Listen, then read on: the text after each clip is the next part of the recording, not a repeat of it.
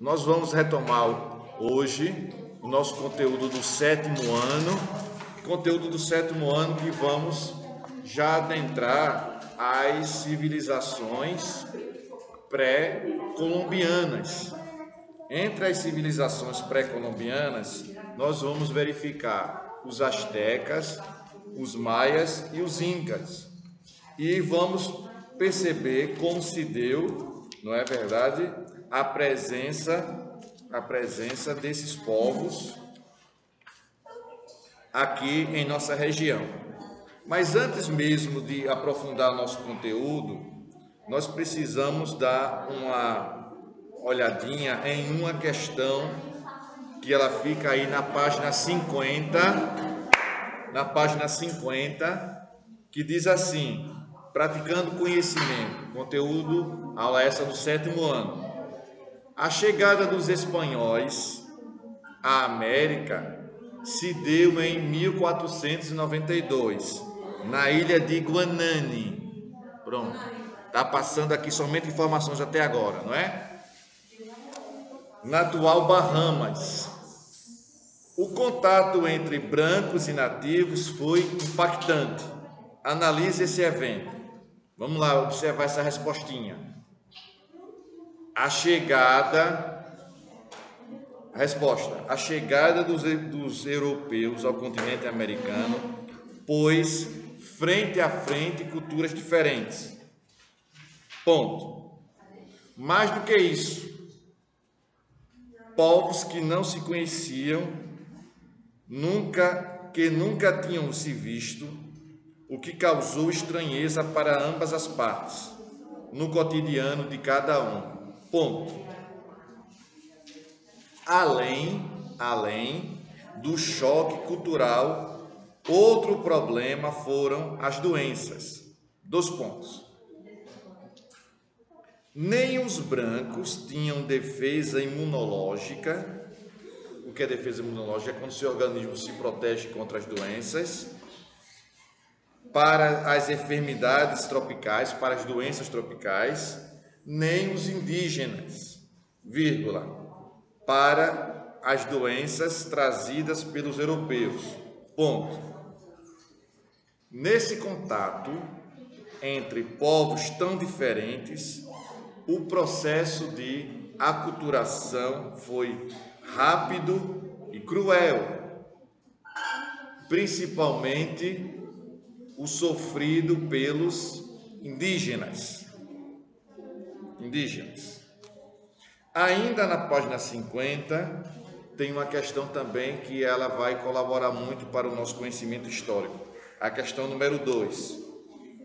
Diz assim: para fins de estudo, os indígenas foram divididos em 2 grandes grupos: os de sociedade coletora e caçadora e os de civilizações agrícolas.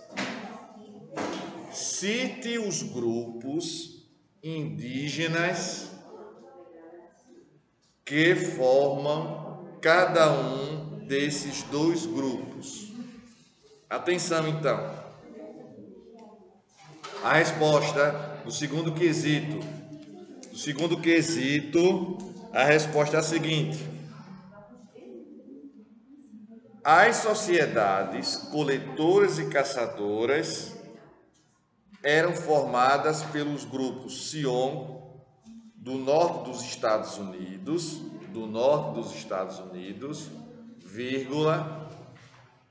e pelos Tupi-Guaranis, na América do Sul, principalmente no litoral brasileiro.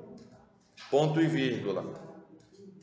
As grandes civilizações agrícolas eram formadas por incas, maias e astecas, que se localizavam ao longo da América do Norte, Central e em parte da América do Sul. Vamos agora para a página 52 dar início ao conteúdo propriamente dito da aula de hoje, que diz assim: as civilizações agrícolas e os povos pré-colombianos. O que é que temos então? Bem diferente, acompanha aí, muito bem, isso mesmo, viu? Acompanha aí. Bem diferente das sociedades caçadoras e coletoras, como os tupi-guaranis, os povos pré-colombianos eram mais desenvolvidos que os tupi-guaranis. Eram mais desenvolvidos em relação ao que? Muito bem, as questões tecnológicas. Como já foi dito, os historiadores chamam esses povos de grandes civilizações agrícolas. 3 povos, atenção aí, ó, 3 povos tiveram significativo destaque. Quem são esses povos? Isso, os incas, os maias e os astecas. Todos se destacavam por terem uma arquitetura bastante consolidada, construindo suas principais obras com pedras. Já dominavam uma escrita, apresentavam grande evolução na matemática, na astronomia, além de usar calendários com datas comemorativas. Também possuíam centros urbanos com cerca de 200 mil pessoas. Os povos pré-colombianos conheciam o Estado, conheciam uma organização estatal e a propriedade privada. Além disso, tinham uma economia baseada na produção agrícola. Isso gerava um pequeno excedente, uma pequena sobra, uma produção a mais daquilo que eles estavam utilizando, que era necessário. Utilizavam a mais, não é? Que acabava por ser negociado, criando um comércio modesto e ativo. Um outro subtítulo nós temos: os astecas. As grandes civilizações agrícolas, como eram conhecidas as populações pré-colombianas, apresentavam grande desenvolvimento tecnológico, com conhecimentos que causaram espanto quando os espanhóis chegaram à América. No caso dos astecas, esse comentário é ainda mais válido, pois chegaram a ter núcleos urbanos com cerca de 300 mil pessoas. Já estou na página 53, viu? Presta atenção aí no serviço. Presta atenção. Muito mais do que várias cidades europeias, não é? Embora apresentasse um grande desenvolvimento tecnológico, grande parte de sua cultura foi formada através de outros povos americanos, como os maias e os olmecas. Aqui no link apresenta o significado dos olmecas. Os maias influenciaram a astronomia por meio do conhecimento dos astros e também dos calendários, dinamizando a contagem do tempo. Já os olmecas influenciaram na arte em geral, principalmente na arquitetura, como as pirâmides. Esse trecho você deve até destacar aí, viu? Os maias até pirâmides. Prosseguindo então na página 53, nós temos: os astecas tinham um regime político bastante rígido, bastante rigoroso, centralizador e militarizado. Sua estrutura política era formada por uma monarquia teocrática. O que significa monarquia teocrática, professor? Significa que é um governo onde Deus é o centro. Monarquia, geralmente, é o termo que se usa para identificar um rei ou uma rainha no governo. Se chama de monarquia, não é? E militar, em que o chefe de todos era o Tetraclantion, ou seja, o principal guerreiro que tinha de comandar o exército, além de desenvolver uma política externa, cujo objetivo era conquistar outros povos. Dessa forma, os astecas, muito bem, invadiram e dominavam outras cidades-estado. Cidades-estado significa o quê? Significa que aquela cidade ela é independente, ela tem autonomia, ela pode definir muitas coisas, discernir sobre muitas coisas. Tá bom? Então nós temos aqui essa situação e poderiam continuar com sua autonomia, mas tinham de pagar vários impostos e tributos. Ainda na página 53 temos aqui: embora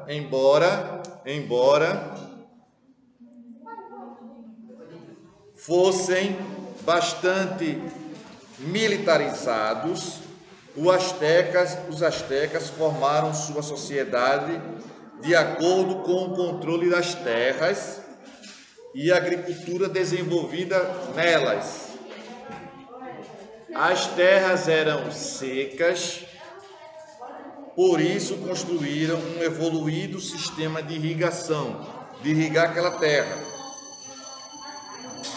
que levava a água dos rios até os lotes, não é?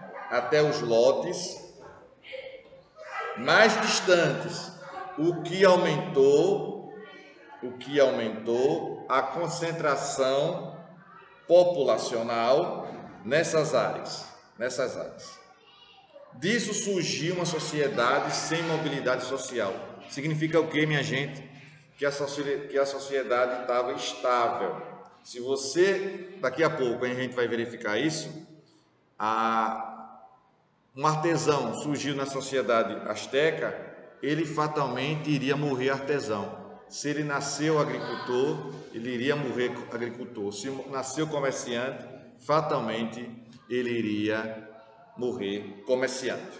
Tá bom? Então a sociedade asteca se dividia da seguinte forma: nobres, comerciantes e artesãos de elite, escravos e camponeses e prisioneiros de guerra. Era dessa forma que era dividido essa classe social dos astecas, tá bom? E aqui nós temos os maias, que diz assim: essa civilização também era bastante desenvolvida tecnologicamente, tinha conhecimentos matemáticos, astronômicos e medicinais. Destacava-se o alto grau de desenvolvimento e conhecimento astronômico, porque eles sabiam identificar sobre os eclipses solares, o movimento dos planetas, além de conhecerem os efeitos do Sol e da Lua.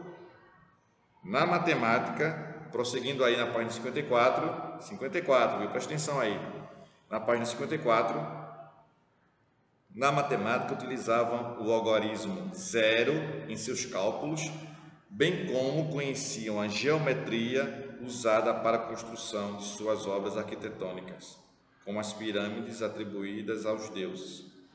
Mas sem dúvida, foi seu calendário que mais despertou a curiosidade dos historiadores, já que era bastante complexo e usado para justificar, não é, o movimento dos astros, como também para calcular o tempo cronológico,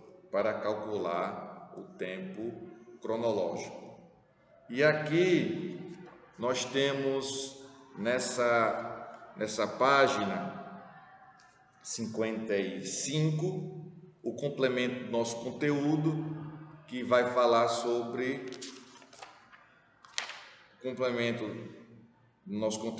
os astecas. Por enquanto, diz assim: em termos de organização política, a civilização maia era uma teocracia, ou seja, um governo de Deus, voltado para Deus.